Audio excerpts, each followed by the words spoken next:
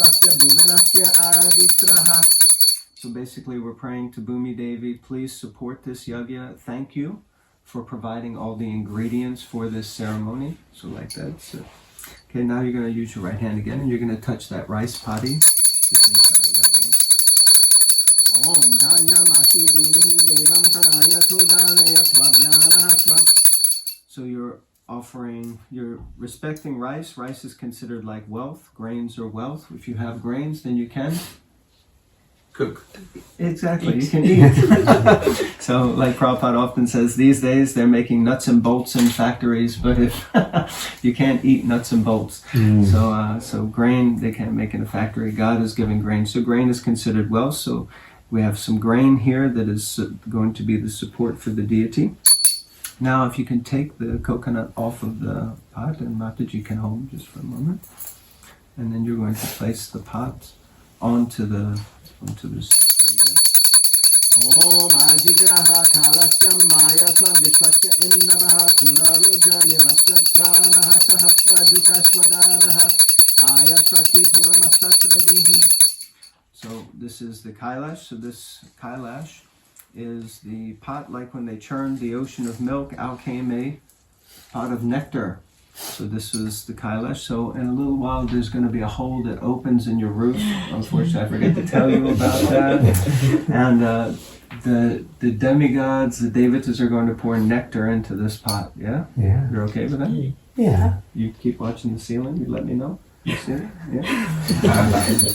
Om Varunasya Sambanasi Varunasi Chanambasrasto Varunasi Ritam Saranasi Varunasi Ritam Saranasi Varunasi Ritam Sarasidaha.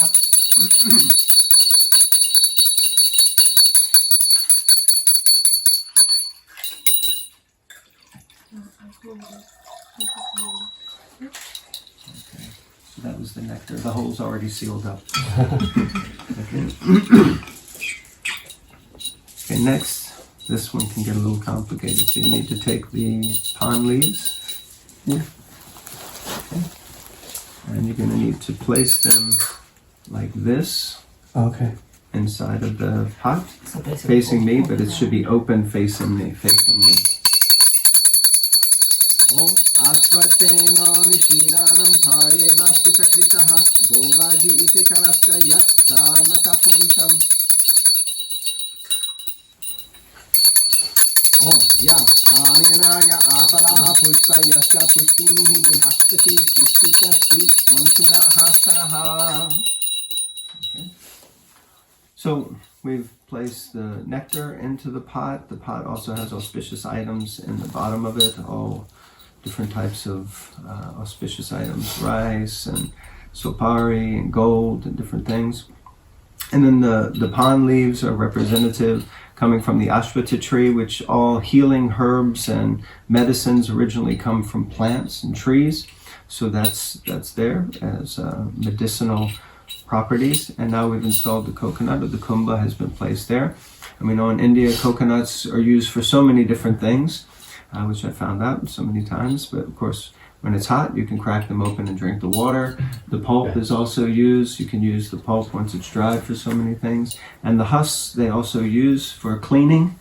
Like we use scourers, so they use the husk for so many different things for the coconut. But we also can use the coconut is used to create and form or fashion a deity.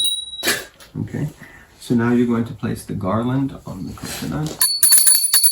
Om Shri Shakti Lakshmi Shapatnaha Ahoratre Pashye Nakshatrani Rupam Ashina Vyatam Istam Manasana Amu Manasana Sarvam Manasana Tishti Tishti Sanidehi Sani Rudrasa Samukho Bhava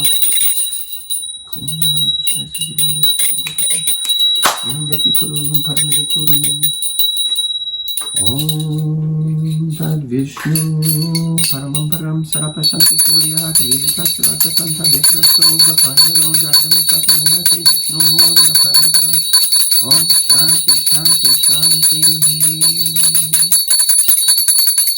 Om Hare Krishna Krishna Krishna Hare Hare Hare Rama Rama Rama Hare Hare Hare Krishna Krishna Krishna Krishna, Hare Hare, Hare Rama, Rama Rama, Hare Hare, Hare Krishna, Krishna Krishna, Hare Hare, Hare Rama, Rama Rama, Hare Hare. So we have now officially installed Vishvaksena for most pujas and worship. The worship of Ganesh is performed at the beginning in order to remove obstacles. Srila Rupa Goswami explains also in Nectar of Devotion that the worship of Lord Ganesh is completely bona fide. But we generally, as Gaudiya Vaishnavas, worship Vishvaksena. Vishvaksena is the form of Ganesh in the spiritual world. So like all of us have an eternal spiritual form, Lord Ganesh also has an eternal spiritual form, and his form in the spiritual world is Vishvaksena. And he's an eternal associate of Lord Vishnu, and he's actually the commander and general of Lord Vishnu's army. So this is the way that Ganesh can remove all obstacles, because his actual eternal form is that of the commander of Lord Vishnu's army. So in that way he can remove all obstacles. Plus we know from the Brahma Samhita that Ganesh is always taking shelter at the lotus feet of Lord Nrsimhadev, Nrsimhadev Bhagavan ki jai. So also by worshipping Ganesh or worshipping Vishvaksena, inadvertently we're also offering worship to Lord Nrsimhadev, because he's placed at the lotus feet of Lord Nrsimhadev. So this is the way really that all obstacles are removed.